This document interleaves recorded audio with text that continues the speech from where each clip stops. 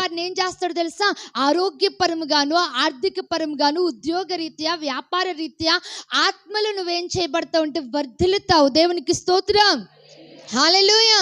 అన్ని విధాలుగా నువ్వు దీవించబడతావు, అన్ని విధాలుగా నువ్వు ఆశీర్వదించబడతావు. అంతేగాని చూడండి ప్రియులరా, చాలా మంది రాజులు ఉజ్జియా, హిజ్కియా కంటే ముందు ఇంకా ఎంతో మంది రాజులు ఉన్నారు. వారు దేవుని ఆశ్రయించకుండా అన్య దేవతలను ఆశ్రయించారు. వారు దేవుని ఆశ్రయించకుండా చాలా చాలా నీచమైన కార్యాలు చేశారు, అహాబు లాంటి వాళ్ళు.